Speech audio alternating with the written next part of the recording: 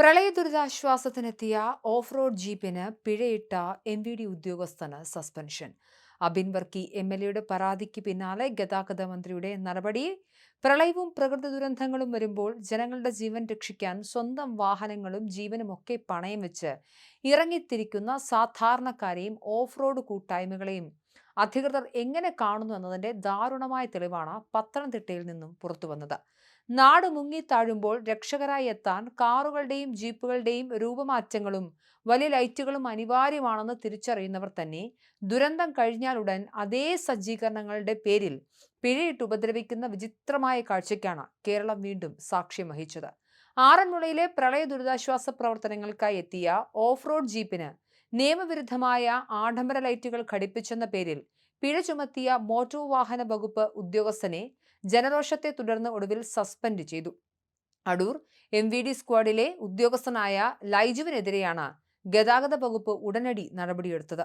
ആറന്മുളയിൽ പ്രളയത്തിൽ മുങ്ങിപ്പോയ വെള്ളക്കെട്ടുകളിൽ നിന്നും അടിയന്തരമായി നിരവധി ആളുകളെ സുരക്ഷിത സ്ഥാനങ്ങളിലേക്ക് മാറ്റിപ്പാർപ്പിച്ചത് മെഴുവേലി സ്വദേശിയുടെ ഉടമസ്ഥതയിലുള്ള ഈ ഓഫ് റോഡ് ജീപ്പ് ഉപയോഗിച്ചായിരുന്നു.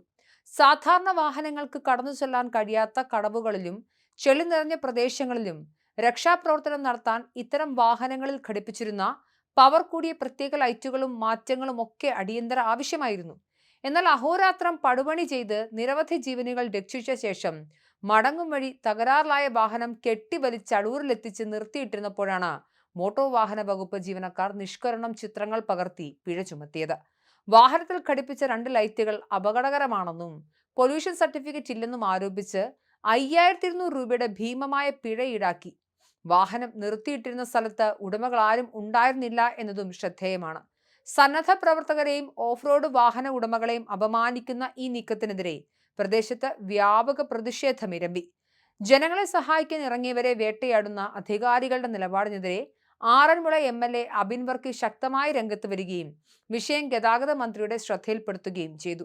തുടർന്ന് MLAയുടെ നിർദ്ദേശപ്രകാരം യൂത്ത് കോൺഗ്രസ് പ്രവർത്തകർ ഇടപെട്ട് പിഴത്തുക താൽക്കാലികമായി അടയ്ക്കുകയായിരുന്നു.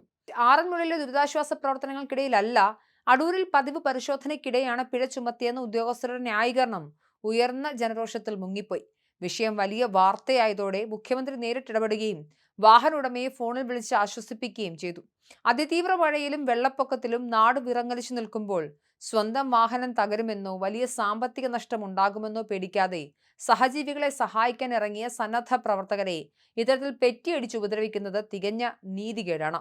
ആപത്ഘട്ടങ്ങളിൽ ഇത്തരം രൂപമാറ്റം വരുത്തിയ വാഹനങ്ങളും അവയുടെ ലൈറ്റുകളും വേണമെന്ന് ആഗ്രഹിക്കുകയും കാര്യം കഴിഞ്ഞാൽ അതേ വാഹനങ്ങൾക്ക് പിന്നാലെ പിഴപ്പുസ്തകവുമായി ഇറങ്ങുകയും ചെയ്യുന്ന അധികാരികളുടെ ഇരട്ടത്താപ്പിനെതിരെയാണ് ജനങ്ങൾ കടുത്ത അമർഷം രേഖപ്പെടുത്തുന്നത്.